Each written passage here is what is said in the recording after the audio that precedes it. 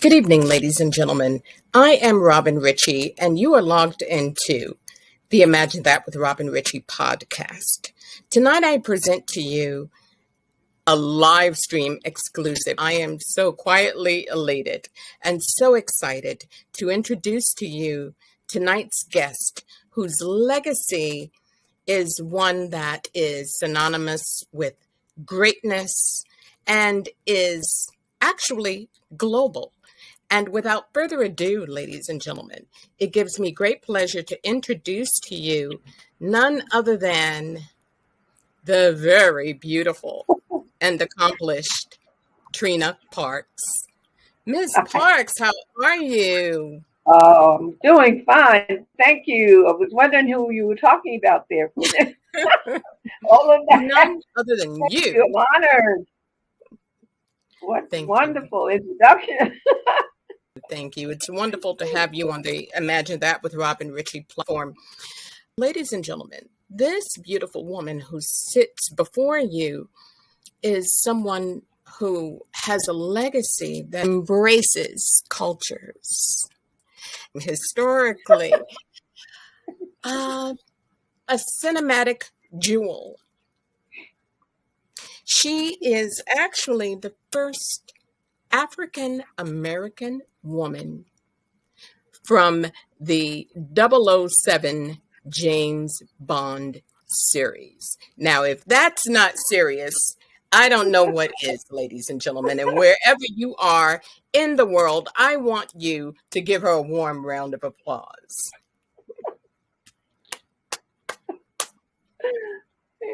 Thank you all. Absolutely. I was so elated when you agreed to come on the Imagine That with Robin Ritchie platform. How are you? I am so blessed. And that's not trivial. I am truly blessed, and to be here to speak with you, so honored. Thank you so much for the compliments that you started out with and everything that you've said so far. It's, it's just marvelous. Just, no, until I call it the way that I feel it. Thank you. Really and truly. Really and truly. Your background before you stepped onto the film set. And by the way, ladies and gentlemen, might I add, we're talking about none other than Diamonds Are Forever.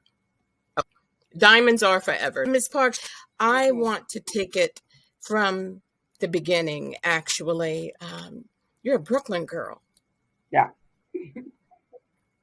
That's Woodside, Brooklyn. Fabulous. Better part of Brooklyn. A lot of cultural richness. Yes. Tell us about the early days when you first determined that you wanted to be in the entertainment industry. This is what has always been in me. I never said, well, I want to be this, I want to be that. I was always a performer. First of all, a dancer. That's what I started my career with, is dancing. And my father would take me to the Brooklyn Academy of Music, and I started taking ballet there. And I did for years, even up until I was like about 10 or so, and I was doing toe work, you know. And I just always liked to dance. Always liked to dance, you know, and that's when I first started at about 6. I never stopped until probably when I was 7. And then I had a dance company, an all-male dance company. But I have been feeling this forever. Fabulous. If this were typed, ladies and gentlemen, you would think that the 7-0 that she just emphasized was a typo. Let's just say that. You would think that. So I'm going to expound upon that because, of course, I caught it. You know what I mean? I want to make sure that you catch it. Nothing less than spectacular. And this is how it's supposed to be done, ladies and gentlemen. And we're just beginning. How about that? Yes, all right. Yeah. We began with dance. Yeah. How did we transition from dance into Hmm. the performing arts? I went to perform. Yeah, high school of performing arts. I was in the dance department where we majored in grand technique, and I always liked to sing too. But my focus was, dance, dance, dance.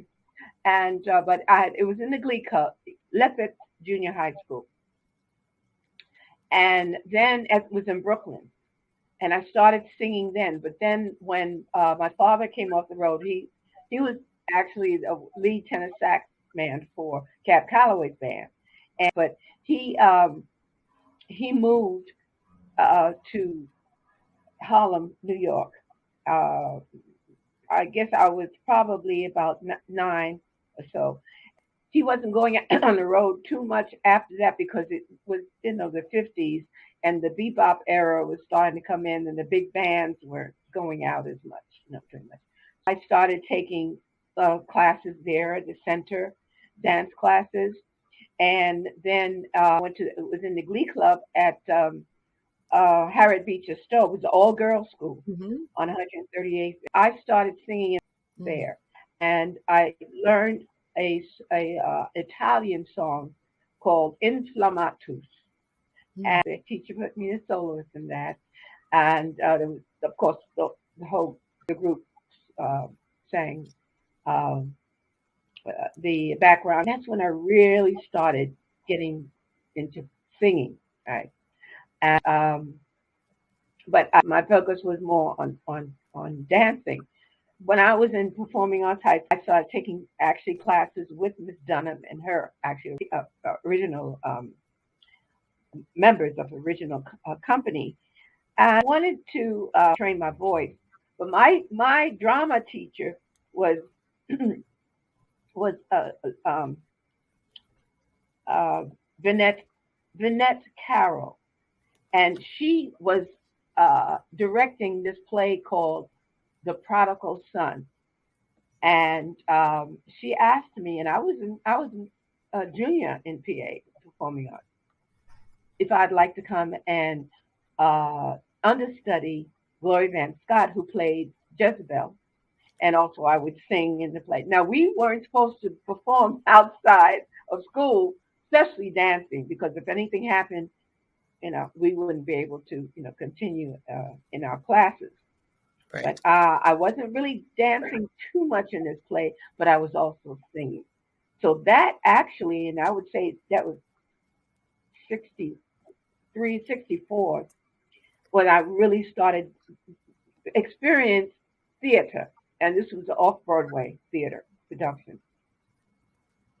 And that was basically my first time doing actually professional theater. I went with the Dunham Company. We performed at the Apollo in 64. Um, uh, on the bill with Moms Mabley, comedian, and Tita Puente was the band, and then the Dunham Company. And I did one number, big number, because I was still in school. So, and I was always the youngest in the company, too, of course. I was 15 when I actually did the performance with the company at the Apollo. And then Miss Dunham asked my father if I could come to Europe as a feature dancer with the company, because that was the last time the company performed in the United States, and the last Yes. time that Miss Dunham actually performed was at the Apollo. After that, they went to Europe, you know, and this was the end of her company. You know. She started in 1935. Yeah. Yes. So in 65, after graduation, I met the company in France and stayed with them for a year as a feature dancer. We had to study all about, actors and school, Yes. dancers and all that. Of course, I knew of Miss Dunham, but I didn't really know what an honor it was to be in her company, to be, taught by her Yes. until later, you know. But it's like she taught me so much. And again, my father had to sign for me to go there because I wasn't 18. You know. Of So course. she was my mentor in Paris. The creme de la creme for dancers and our dancers. I wanted to be more of a ballet dancer, and that's what I took the audition for the High Mhm. School of Performing Arts. And I was the only black person, female, there taking the audition. And then the Graham teachers came to me afterwards and said, asked me if I'd like to come back for the modern department. Um, I wasn't really that interested in doing it modern. I wanted to gear more on ballet. And of course, I said, yes, okay, yes. And what am I going to say? No, I'm 13. And so Right. um, I came, and obviously I made the audition. Um, and then I found out that there were no other black females in the ballet department because we weren't Yeah. accepted in the ballet department at that time. So I'm used to dancing with different races and all that, and had no idea that was what the rule was. But Right. yeah, so I ended up being modern, as you say, a modern dancer. And you know what? I'm curious because there's always been a bit of prejudice within the dance community when it comes to height. Yeah.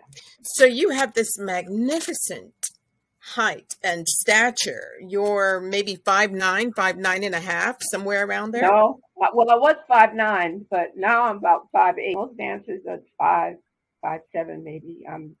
Myself and a couple of others. I know when I went for the Ailey company, Judith, she was like 6 feet. Judith Yes. Jameson, very Yes. tall.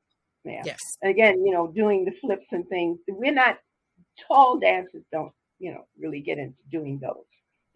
We can Right. do high kicks and turns and things, but flips.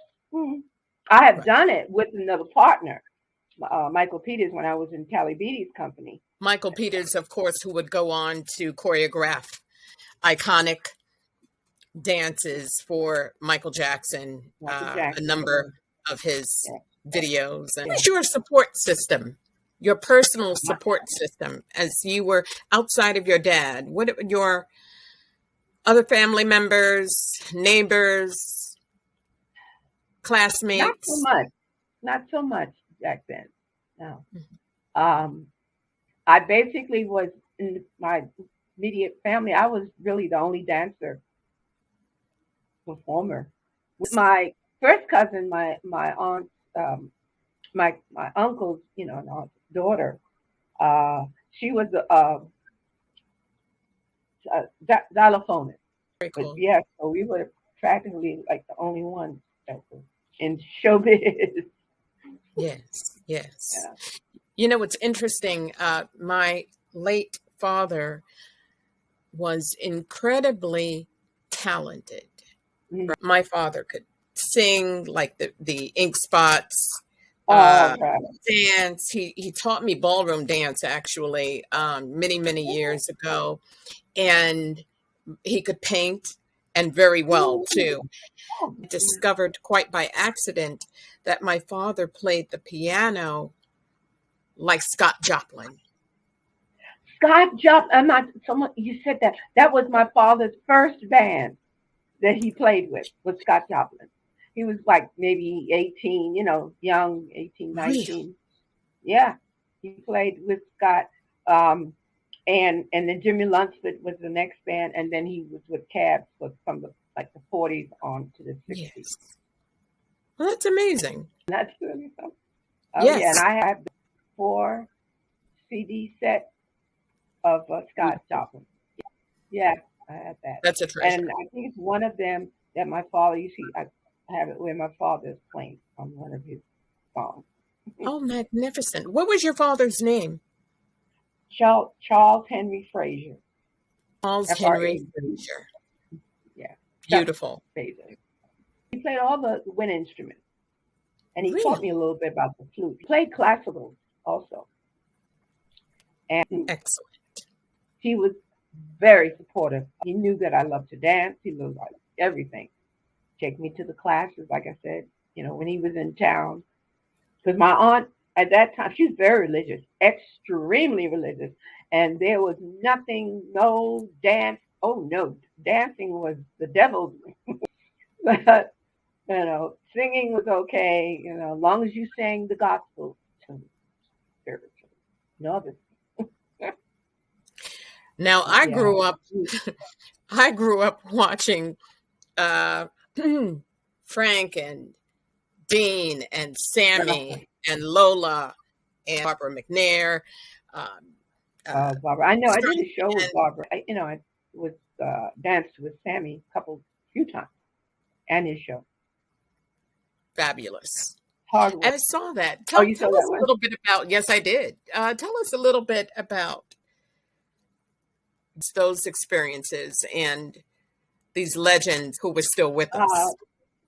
Alter Goa was a friend of mine, and she also lived in Riverton houses in Harlem, where I lived. She was a little older, but we all knew the same dancers, Yes.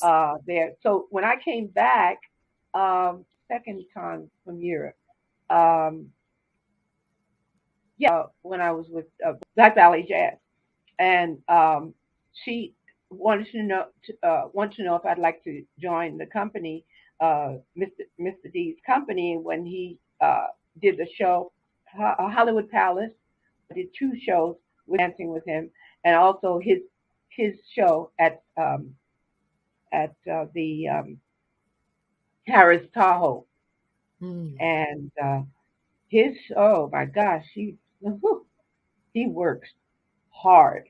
I mean, Yes. his show, and we were like constantly dancing, and he'd do everything, play every almost every instrument in the band, and it was quite an experience. But that's how I got with performing with him.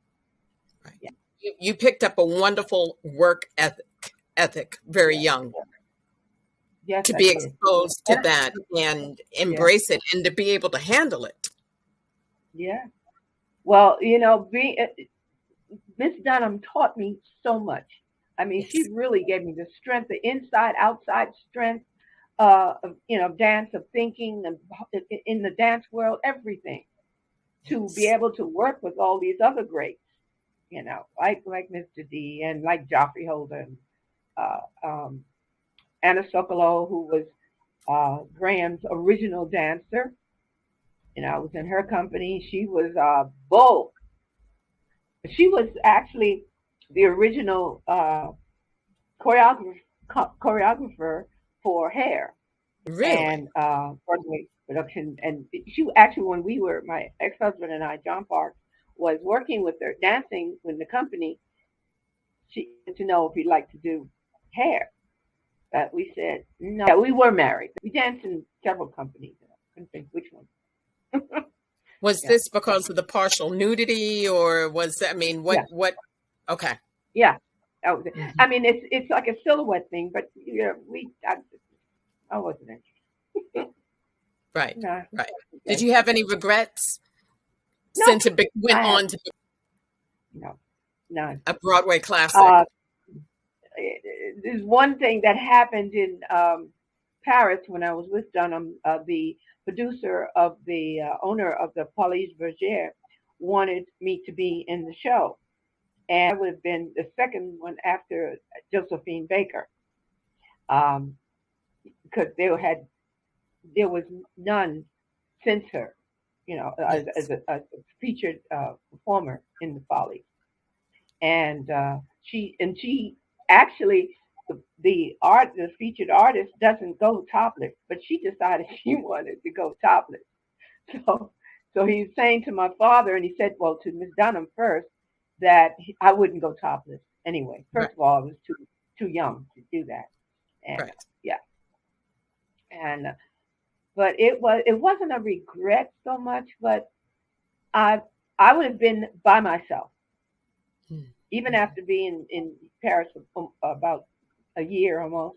I still everybody was either going back to the States or moving out of the area, out of France, and I would have been just by myself.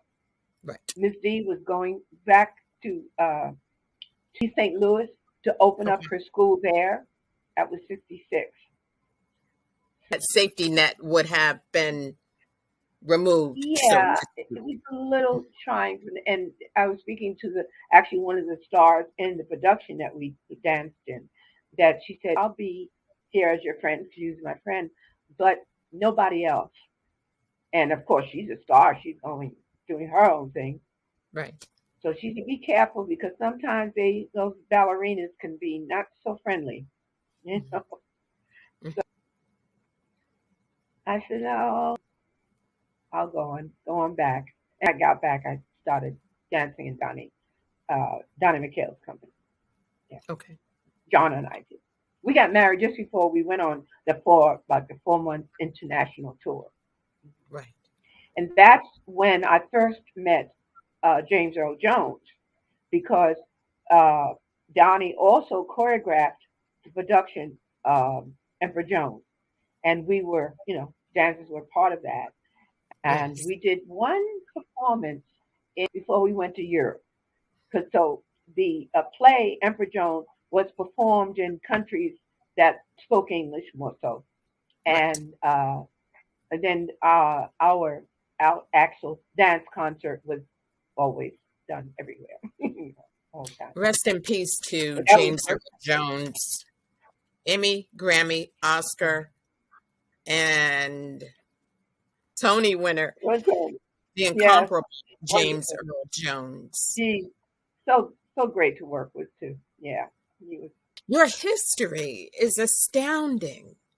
You've been on a conveyor belt of greatness Yeah. throughout your career. I mean, really and truly, ladies and gentlemen, this is one of the reasons why I felt that it was so apropos to invite you to the Imagine That with Robin Ritchie podcast platform, because in all of that, I think I shared with you that we're also celebrating the 26th season of Imagine That with Robin Wonderful. Ritchie. Yeah. Thank you. Woo, Jiggle the woo, woo. diamond. That is great. That's great. I'm That's so on. determination. I know. Yes, I yes. know. How were you received in Europe in comparison to American audiences? Oh, so much better. Just the whole company type of thing. Well, first of all, the dance company, when I first went, when I went with Donnie's company, and we went with Donnie's company, it was just all countries. And also we went over eastern eastern sector because the wall was still up, you know. So we were also in Dresden, in um, Germany, in East Germany, Dresden, and a couple other countries there performing as guest artists, a dance company.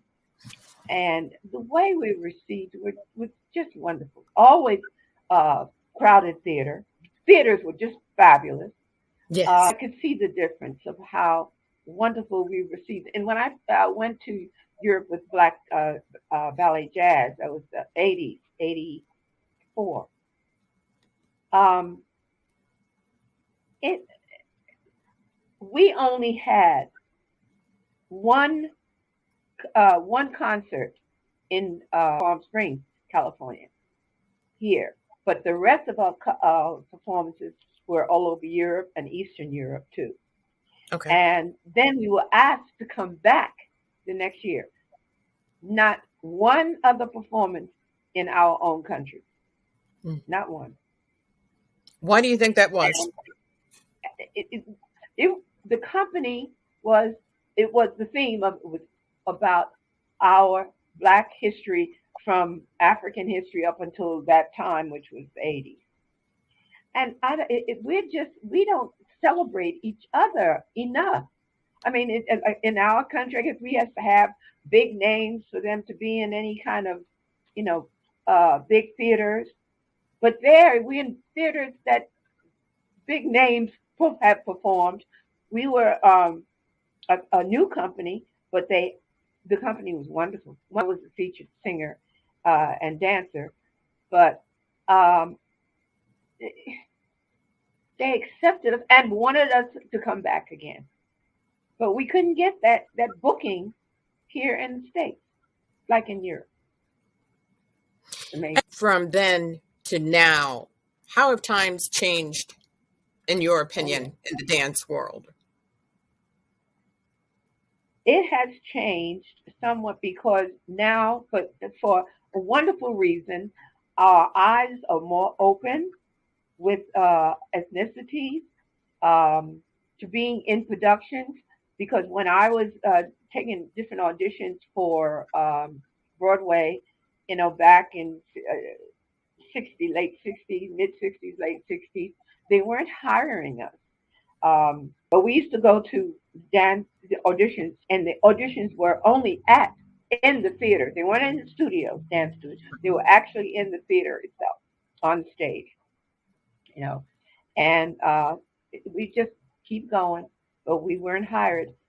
I mean, to see the change of the people that are casting theater now, how open their eyes are. The tunnel is gone. The little tunnel that you only take whites for.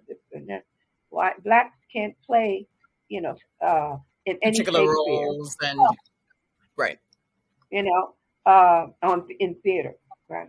Mhm. So now, and I've been to New York and saw um King Lear, who a black female was playing the king. It was Yes, wonderful. I saw it, I said, why not? right, It right. worked just fine. But you wouldn't see that in 60s, 70s, or not even 80s. Even the 80s, correct. I did a couple of Broadway shows and that, but it didn't make me stop. It didn't make my friends, stop. Just kept going. Right, right. Doing. Yeah, there is a big, big difference of how Europeans, view us and appreciate us a Sure, lot more than our own country sure. does. And that's an unfortunate truth. We're still experiencing a lot of these sorts of things. You know, Yeah, yeah, I know your journey. yeah. I understand your journey, which is another reason why it is such an honor to have you here on this platform to share that and to inspire people who are emerging in the arts and entertainment industry. The fact that you have survived and carved your niche, so to speak. It's marvelous. Bring us Thank to diamonds. How did we land on diamonds? I did Great White Hope, the Johnny McHale who choreographed, Emperor Jones and we were touring with the Black New World Company. He was asked to choreograph the movie Great White Hope, starring James Earl Jones and Jane Alexander as his wife. So he asked would I like to come and do. I was in New York. Would I like to come and do the movie? Yeah. The only time I had been to LA was when John and I was in Anna Sokolow's company. We went to Berkeley and had a concert there. But I was Berkeley and then back back to New York, right? But I knew I loved the weather. So anyway, um, when Donnie said he was doing that, I said, yeah. Now they weren't paying the dancers to come from out of state, but they did take care of living arrangement while we were there. Um, so and then Donnie said, well, paying and going from L.A. From New York to L.A. It, it might have been maybe $150, maybe. Mm, I can't mhm, remember what it wasn't much compared to now, of course. right. Um, and he said whatever the flight would be, and I only went. I wasn't sure. I didn't know if I wanted to really come back because I knew I liked LA. He said what you would if whatever you want to get one way or round trip, what you would make on this film would triple it. So Right. of course it did too. And after I did, it was like a 2 week shoot for that also. Um, I decided I wanted to stay. And my thought was to get to do my own show. And I asked around and found with a female manager, and I put together the jazz tunes, a couple of classical tunes in there, like "Summertime" from um, Yes. Porgy and Bess, and I put a 35, 45 minute show together. Beautiful. I put that together. She was the one that got all the different agents to come and see my show. William Morris, Cunningham, and all the big agents in LA. Well, they were interested. William Morris was interested, and Fabulous. APA. Yeah, and that's the biggest, and how all the big stars are with William Morris. And I Absolutely. knew that APA also had big stars, but not as big as you know the big names like Frank and Sammy, Mr. D, and all that. Liza Who you wound up Minnelli. working with anyway, as fate would have it. How about that? That's it's a big agency, but you won't kind of, because being new, you won't really be in the crowd and maybe forgotten. It's the greatest advice you could give me, and I signed with APA. Marty Klein, my agent at that time, knew everybody, and he at the end of the time I was with the agency, he became the president of APA too. But he was like almost like more of a manager than an agent. Because I mean, really, my first couple of times that I had to audition for something, they sent me up for, he would give me the feedback, which helped me in my career as an actor, as a singer. So helpful. But mostly everything I got, but a couple of things I didn't. He called and asked me if I'd like to go up for this role of Thumper in the James Bond movie. I didn't know who he was talking about. I'd never seen the James Bond movie. I didn't know about it. I didn't know who Sean Connery was. But I said, yeah, Amazing. anything he would send me up for would top of the line, things. So yeah, sure. And when he told me about the character, I said, oh yeah, that sounds like me. And then he called me back and said, do you know karate? Because he didn't know, of course, no dance. But I said, yeah, I know karate from Lahagya karate, from the Haitian karate that I was taught by Miss Dunham. And so he said, you have an interview, oral interview with the James Bond people coming in from England. So I had that like just a couple of days or so. At the big table was like 5 or 6 people there. They asked me questions. They knew all about my history, though, my dance history. Oh yeah, Right. they knew. But asked me questions. Can I do this? Can I do that? And then anyway, and then I came back again. I was asked to come back for a screen test because I was saying a little bit something, and then I had the dance audition, which I just choreographed something myself.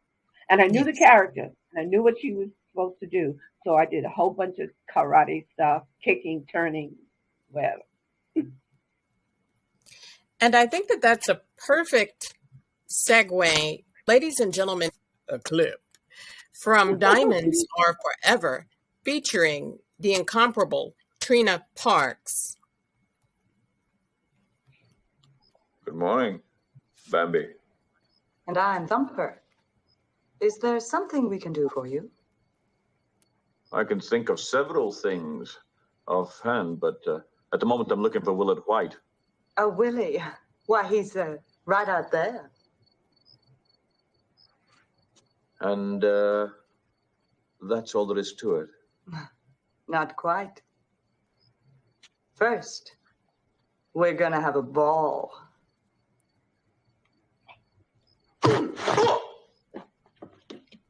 All yours, Bambi. Right.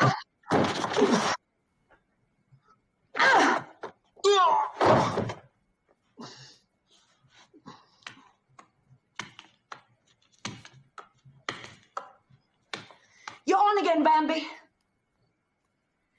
Amazing. Oh, it was fun.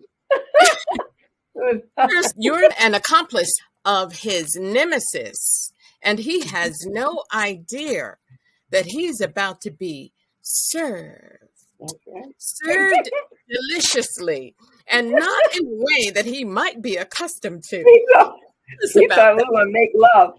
exactly. Oh, no. Okay. Tell us about that scene, the preparation.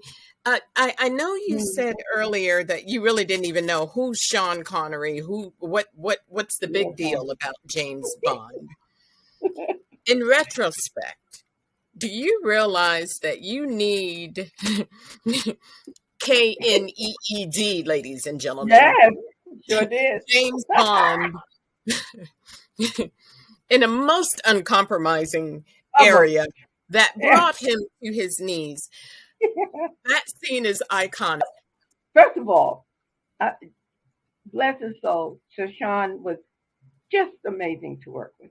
So wonderful to work with. We were staying at the same hotel in Palm Springs, California, because that's where we shot the scene, at the Elrod House in Palm Springs, California. And he sent a note to me that he wanted to meet me downstairs because, you know, when you get on the set and all, you don't have time to really get to know each other and all this. He's in your character, he's in his character, and all because he wasn't there on the first or second day. So I had to be with Bob Simmons, the stuntman, and you know, just map out everything from very beginning to end, each section of the scene. And it was so nice that Sir Sean was, you know, wanted to meet me and just say hello and just get, you know, before we went on to the set. And that was to build camaraderie. And we actually have a few images, and we can see that. Yeah. On the right was behind the scene. That's the one on the left where I have my arm around him. That was probably a rehearsal shot, because he couldn't take pictures while we were filming. No. Yeah. But yeah, Fantastic. He was great to work with, you know. Yeah, it was fun. I was going to say about kicking him. At first, when I really didn't do it, you know, really strong enough, because I didn't want to hurt him, you know, in any way. But and then Sir Hamilton said to me, "Well, I don't feel that strength. I know you have more strength than something. Give us when you knee him." And I said, "But I don't want to hurt him." And everybody, all the guys were laughing. He said, so Hamilton said, "Well, no, he has one of those football cups on." And he said, "I think he might have two of them on." So, okay, that makes me feel better. So, I mean, I really still didn't really kick him hard, but I gave it a lot more strength. And that's what you see on film. Yeah, we shot that one. They captured it. And I mean, you ladies did a tag team. Mm-hmm. She was wonderful. Right. Yeah. Right. You're all right. There's always been a big toss-up. Sean Connery, Roger Moore. Did you ever meet Mr. Moore? Mm-hmm. Yeah, we had an embassy event of James Bond. Women could come to this event that they were giving him a tribute. Yeah, and very nice, very friendly. Mm-hmm. Had some pictures on stage with him somewhere around. I can't think of it now, but yeah. Fabulous. Yeah. So, how did your life change after Diamond? And by the way, ladies and gentlemen, yes, we're wearing rocks tonight. Yes. We agreed. You see, we've got the rocks. I should wear my gun. And this is in honor of Ms. Parks, okay? The rocks, darling. She gave me the idea. Robin gave me the idea where to wear the diamonds. Okay. You know, being a James Bond woman. They used to call us James Bond girls, or yeah, we say women now. Was really an honor. Um, and but on the other hand, too, we would get categorized in a certain, you know, kind of a character. None of only Maud Adams was the only, I think, the only one. No, no, Maud Adams did another Bond movie, but majority of all of us did only one. Yeah, we were only in one movie. Martine Beswick, she's my girl. I think she did two. Um, and everything from then on that I would, because of course I had it on my resume, and you know, of course Marty would say who I was and all that. People recognize that, and a lot of times I didn't even have to take an audition because Right. this is the person they wanted. And when I did Night Gallery series, I played um a schizophrenic in this hospital. Really interesting. But yeah, um, came out. The part was yeah featured role. I did that. But everyone that he sent me up for were James Bond fans. Right. Theater, I went to take an audition. There was one. Oh, what was it? It was Bittersweet that I did with Shirley Jones. Yeah, if No Coward wrote this years and years ago, and it's been always all all white characters because his characters were set like in England, 1800s, 1900s, and the musical director was a Okay.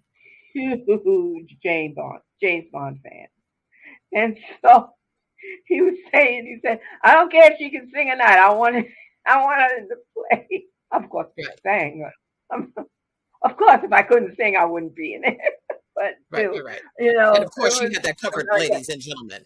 So, but the odd thing too is I was the only black besides one black male that played. It was like an extra. He was an extra, like a servant type of role.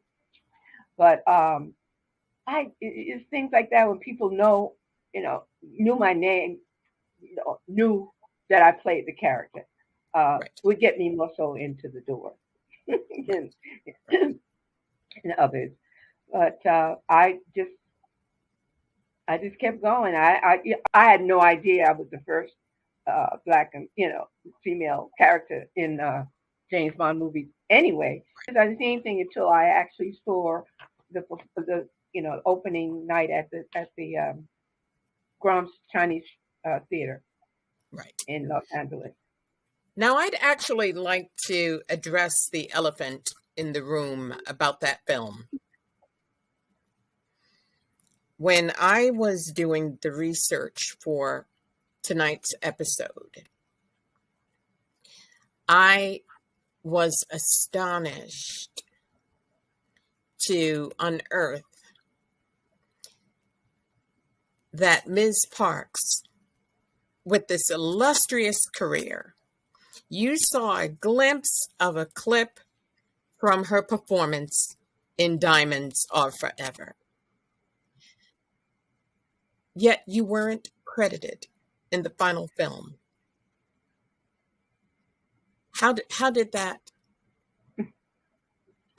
happen? Why? How? Why? Those I'm things. asking the I have no Hollywood idea. world. Yeah, How did I that have happen? no idea why that happened. Shouldn't have. In other, I think in other films, or they'll show it, and I think might put a credit in, but the original isn't.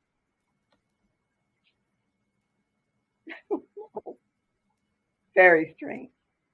Yeah, yeah. Either Bambi or I were credited. Right. Now, it seems not to have affected your career No, in the least. no, no. I love what God gave me this talent through my mother and father, and I just kept working on it. and I keep working on it as much as I can too. Yes. You know, I never stop. It's a blessing that I was born with, Right. and I'm so glad it was because it's so much to work with, and keep working with. Absolutely. Absolutely. Blessed to have had that had that support of my father. Yeah, Yes. big. That is another reason why it's so profound having you here tonight, joining me on the Imagine That with Robin Ritchie podcast. Just a glimpse into your illustrious life, the career that you continue to pursue with grace, ladies and gentlemen, and elegance and sophistication. And I could go on and on. This is quite easy because I'm just simply describing who I'm looking at in front of me. This is who she is. And, in the midst of all of these accomplishments, often the public sees the final outcome, right? They see all of that, but they're not really aware of everything that goes into that, the sweat, Mhm. the hunger, the disappointments, Yeah, the pavement pounding, all of yeah, those different things that bring us to this level and to this point. yeah. A lot of it. A lot of determination, as you know so well that you do. You know, Yes, this was what I had done with my life, everything. Just get out there and do it and accomplish what you were so blessed to have. And I have fun doing it right. too. She has fun And and be she able, looks fabulous too, ladies and gentlemen. How about ah, that? and Absolutely. to be able to have, been to so many countries uh, before the wall came down in the Eastern, and then after the wall came down, to meet people from all over the world, that really appreciate you. It's amazing Absolutely. that I've been able to do that, and love what I'm doing, and still keep creating, and still learning. You know, Sure. Sure. And we talked a little bit about that earlier off camera. It's a lifelong process of it is. learning, growing, expanding our Yeah. minds, It's a beautiful thing. It's beautiful. So, with this blockbuster film that you were a part of, everything from the soundtrack, and I'm a big, big, big, big, big Yes, named Shirley Bassey fan. yes, Okay, yes. I had to bring her image in, Oh ladies yeah. and gentlemen. Let me tell you, okay, womp womp womp womp. Okay, like I was one of those corny little kids who loved to sing Broadway themes and, Yes, that yes. sort of thing, and which wasn't always that popular growing up in Mhm. Sugar Hill. Mhm. Moving full circle, you have a small, a palm full of dynamic African American women who, over the decades, have acted and performed in the James Bond series. What was this like? And this isn't even all of you. There are a few who are missing, but can you talk us through this image that we're looking at? This was from right to left. Um, now Naomi Harris, who played Money Penny, um, and um, Halle Berry. Callie Hurley, who was one of a James Bond girl star, and of course myself, and then Gloria Hendry. I was the first black actress in the series, and then Gloria came after me in Live and Let Die, then it was Halle Berry, and then Naomi, and now Okay. Lashana Lynch. Yes. Yeah. And Grace Jones was actually in the series, in the Oh 007 yes, she couldn't make it. Yeah, James she Bond was in series. a blue a View to a Kill. Yes, Yes. sir. How did Darktown Strutters come about? Well, through my agent, he told me that they wanted me to, play Serena. I think is the name. Mhm. I didn't even have to audition. Right, right. There are a lot of future stars in this Hmm. film, and Stan Shaw was one. Yeah, Roger Mosley mostly. Yeah, that's was my good another one. buddy. Yeah. Yes, yes. Bless Yes, his soul. yes, yes. Oh, my good buddy. Our friend for many years. Well, it's about a motorcycle female gang that was headed by myself, and it was like a spoof, but funny, but more funny than serious. The fun thing about that, for me, I played different kind of characters, so that was Right, fun. Yeah. right, right. She pulled no punches, ladies and gentlemen, let me tell you, okay, which seems to be the theme in your roles, right? That's right. I love those roles. I love it because neither do I. Trust me, okay? I absolutely love it. And so they called this genre black exploitation, right? Thank you, Genre. buddy. Okay, exactly. I hate that At name. that time, exactly. At that time, that was the classification for anything that had Hmm. more than two black people in it, Yeah, right, right. right? Now it's a cult classic. Okay. And that's what they refer to these movies as, Hmm. cult classics, right? Hmm. Yeah. So it takes people sometimes a lot of time when for them to catch it and to come on board. There were white actor movies like that too around that time, Absolutely. and But they but weren't called white yeah, exploitation. they Right. weren't, no, and we weren't shuffling and jiving and talking, not speaking the so-called King's English. We spoke very well, Right. and it was good, some good roles. And I did Right. the mothers, and that a year or so later, same thing with Jane Kennedy, Roseanne Caton, Jean Bell. We were the four black stars in this movie that we filmed in the Philippines. Yeah, but oh, I don't know who. I had a feeling who came up with that name, and it was not one of anyone black. I'm pretty sure, Right. Right. but And it's really about what you accept. mm, yeah. Okay.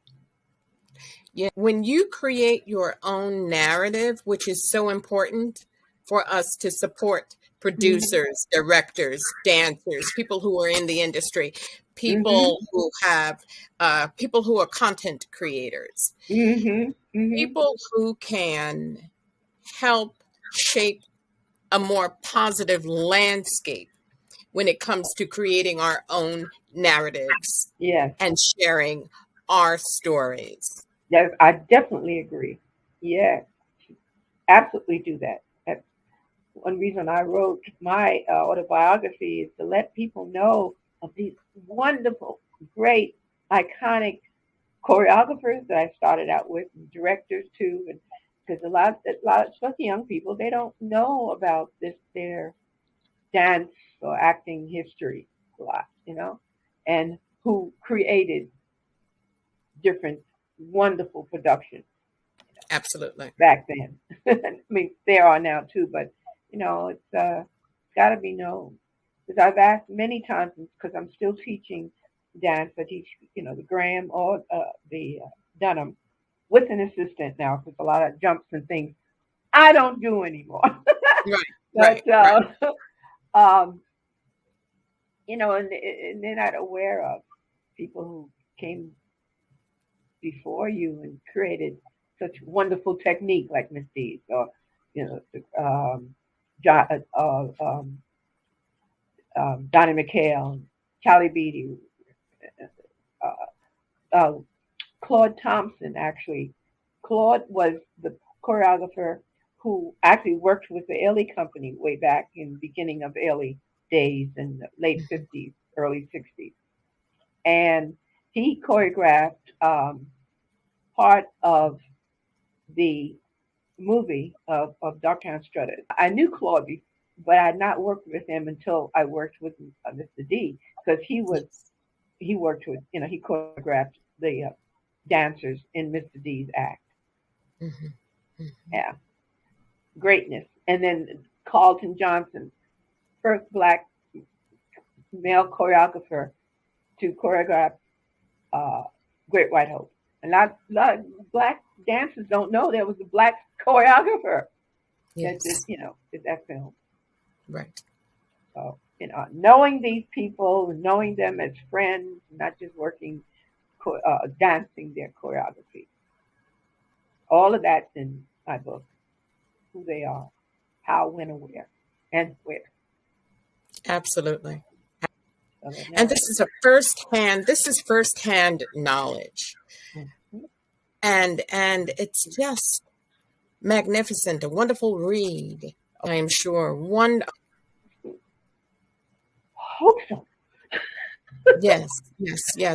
I've given it to a literary agent, but I'm looking for someone else because it's been a while, and I Okay. think it needs to,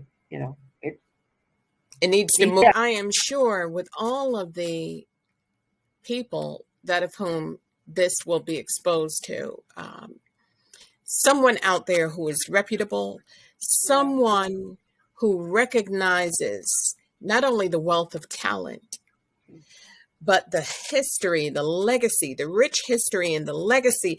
We're talking even possibly a film on top of that, a stage play. So many different possibilities, but we need it to be in the hands of someone reputable and someone of action, Mm-hmm. so that we can get this project moving forward, full steam into 2025. And what's the name of it, by the way? They Call Me Thumper. Ah. I thought of at first, Harlem to Hollywood, but then I remember the film with Sidney Poitier. They Call Me Mr. Tiz. Yes. And yes. So I got that thought. I love that. Yeah. I love that. But I'm partial because my Instagram hashtag is They Call Me Miss Richie, right? Oh my goodness! Wow. Yes. Okay. I love that title. They Call Me Thumper. And people that don't know, have never seen the movie or know about James Bond, of course there'll be, underneath the heading, picture, whatever, who I am, Absolutely. So, absolutely. Yeah. Well, the next time will be a charm because it will propel you where you want your vision to land for this. And it'll be right. And it'll be all of the proper moving parts. So thank you. And of course, the Imagine That with Robin Ritchie podcast will do whatever we can to help get that word out. Absolutely. Absolutely. What would you say to those of whom are watching or listening, our listening audience? What words of wisdom would you impart upon them?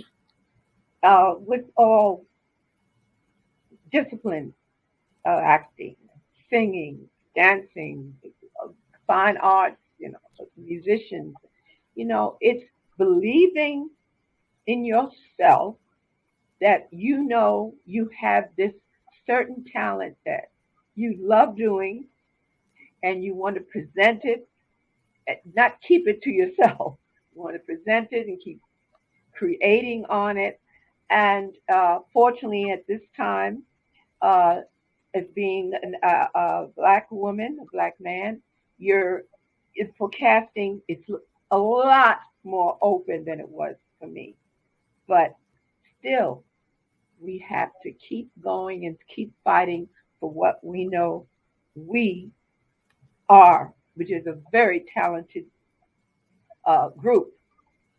And it's something that you don't want to, just let it go away. Even with you're going to have disappointments with every, in every aspect. This, you can't do this, you're not cast for this and that. That didn't stop me. And it was not only that we weren't, as blacks weren't cast in things as much, but we had to try so much harder, you know. And that's what I did. I just kept on keeping on, kept on going because I loved what I did, and I loved to create what was given to me by God, through my mother, through my father, and just keep going. And that's what you have to do in this business, because Yes. there'll be possibly more no's than yeses, but it's a beautiful thing when you can create what you have in your soul. Yeah, Yes. absolutely right. And they'll go for less than who you are. Who you Yes. are. Like I was after I did diamonds, I was asked to do be in the Playboy uh, center cover. I no black Centerfold. Okay. the Interesting. centerfold. Yeah, no black woman had ever been at all, and Fascinating. no, and I didn't want to promote myself as that. So I said I'd Right. do something sexy, but not now. I couldn't. That's So not let the me way I ask want to you, promote myself. you said no to hair, you said no to Playboy. What are your thoughts about how the industry has changed and the level of what we see, the direction that we've Uh, gone into today? it's one side is like great side. The other side, I feel it's become too somewhat too much, especially for some of our videos that some black women are in. I know I'm from 100 years ago, but I feel then was the same as now. Respect yourself in whatever you do. You know, if you want to promote yourself by doing something that you don't feel right doing, but you feel you have to do to get further, I don't agree with that.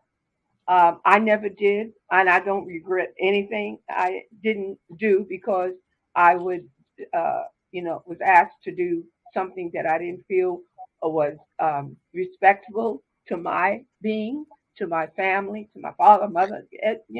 First to me. There was no computers, no phones, things like that when I was, growing up. You had to go to the library. Now everything is open. Everything's a click. Right. Um, Click you, away. you, you put click your finger on, and you can get the answer. I think that's part of the generation now, where if it's not happening fast, if you can't show everything, then you don't make it. Right. I don't agree with that. And then Right. that's the kind of the darker side. But the great side is that now people are in casting and production positions that will open their eyes to all ethnicities of casting, as far as the theater and all goes. But I've always been, like my father said to me, always be respectable because you never know who's watching. I have seen that so many times. You don't know if you're at audition and you see someone sweeping the floor or around the room or something while you're in waiting room. That same person will get up and go into the room. She or he is one of the people that will be casting you, making that decision. So people want to see, and I've seen it so many times. People want to see how you are naturally out of the audition room. Right. Yeah. Be that. Be that person. Be that Yeah. one that respects you and others. Yes. Absolutely. Ladies and gentlemen, I'd like to interject. Um, your thoughts and views, these thoughts and views are not coming from a woman from 100 years ago. Okay. These concepts, ideas, and ideals are coming from a woman who is timeless. This Yes. is about aspiring levels, and now I'm talking to the women, to the ladies, to the young girls, to the young women who are out there. There are levels and plateaus within life. And we're not going to do everything perfectly because there are no perfect human beings. However, there are certain things when it comes to who you are and how you present yourselves How you present yourself. in Yes. this world. Yes. And I don't care what kind of diamond encrusted carrot is dangled in front of you. Mm. Always grasp for that jewel that fosters who you are as a woman, that when you walk away from whatever it is that you're doing, you can still hold your head high, that you can feel good about what it is that you're doing, and that you're contributing to legacy, not only a legacy that you're building for yourself in the present and the future, but the shoulders upon which you stand. Great. That's what I try to do with Great, you, Miss. Tanya. Okay. And everybody else, I mean, really and truly. So once again, ladies and gentlemen, I'd like to extend a heartfelt thank you to all of you, wherever you are across the globe, for joining me both online and also my listening audience. I want to thank you for embarking upon this wonderful road of and journey of 26 seasons of the Imagine That with Robin Ritchie platform, and to have been able to present this beautiful woman, a legacy maker, a living legend. She is a trailblazer. She is iconic. She's all of those things that we have a tendency of tossing those words around pretty loosely today, but she's earned every right to be described as such, because that's exactly who she is. So once again, Trina Parks, first African American woman of the 007 James Bond film series, dancer, actress, vocalist, humanitarian, and someone I now hold in even higher esteem. Thank you for joining me on this platform. Thank you. What a pleasure. And I've had interviews before, but this is on the top of the list. Oh yeah. You're just a wonderful host. And I'm so glad to meet you. All the best to you, and I'm going to congratulate you in advance, and the bestseller that is waiting to be birthed. Thank you. I hope you said everything comes true from what you said. I'm Yes. working towards that. Yes. But in the meantime, in between time, ladies and gentlemen, once again, thank you so very much for tuning in to Imagine That with Robin Ritchie.